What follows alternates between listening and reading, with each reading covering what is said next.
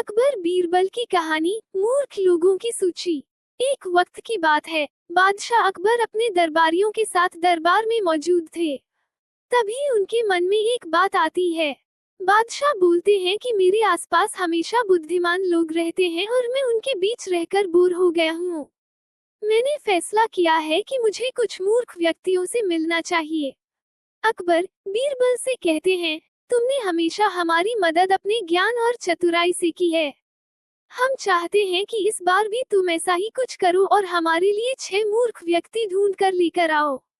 बीरबल, जी जहांपनाह, मैं आपके लिए 6 मूर्ख व्यक्ति जरूर ढूंढ कर लाऊंगा। अकबर, हम आपको 6 मूर्ख व्यक्ति ढूंढने के लिए 30 दिन का समय देते हैं। बीरबल, जहांपनाह, मुझे इतने अधिक समय की आवश्यकता नहीं पड़ेगी।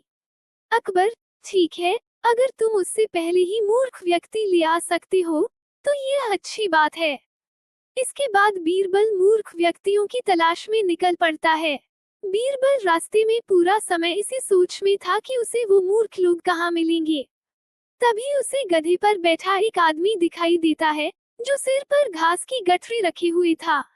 बीरबल ने तुरंत घोड़ा रोका और उससे उसकी पहचान पूछने लगा। बीरबल, कौन हो तुम और ऐसे गधे पर बैठकर और घास अपने सिर पर लेकर क्यों जा रहे हो? व्यक्ति, मैं रामू हूँ और मेरा गधा कमजोर व थका हुआ है, इसलिए गधे का बोझ कम करने के लिए मैंने घास की गठरी अपने सिर पर रखी है। ये सुनकर बीरबल सोचता है कि मुझे पहला मूर्ख व्यक्ति मिल गया। फिर बीरबल उससे कहता है कि तुम जानवरों के बारे में इतना सोचते हो, इसलिए मैं तुम्हें बादशाह अकबर से इनाम दिलवाऊंगा। ये कहकर बीरबल उस व्यक्ति को अपने साथ चलने के लिए कहता है। इनाम की बात सुनकर रामू बीरबल के साथ हो लेता है। बीरबल और रामू कुछ दूर चले ही थे कि बीरबल को 2 व्यक्ति आपस में लड़ाई करते हुए दिखाई दिए। बीरबल उन दोनों व्यक्तियों को लड़ने से रोकता है और उनसे पूछता है कि तुम दोनों कौन हो और किस बात के लिए लड़ रहे हो। पहला व्यक्ति, जनाब मेरा नाम चंगू है। दूसरा व्यक्ति, और मेरा मंगू है। मंगू, जनाब मुझे चंगू कहता है कि इसके पास शेर है, जिसे वो मेरी गाय के शिकार के लिए छोड़ेगा।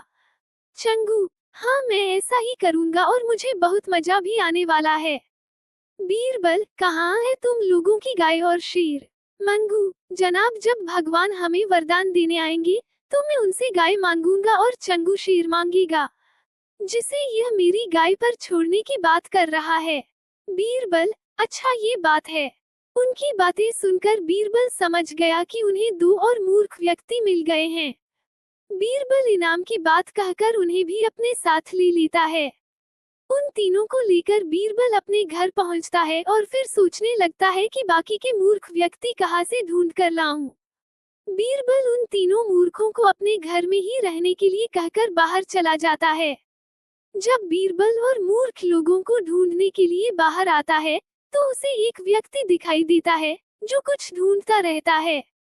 बीरबल उसके पास जाकर पूछता है कि आप क्या ढूंढ रहे हैं? व्यक्ति, जनाब मेरी अंगूठी कहीं गिर गई है, जिसे मैं काफी समय से खोज रहा हूँ, लेकिन मुझे नहीं मिल रही है। बीरबल, क्या आपको पता है कि अंगूठी कहाँ गिरी थी?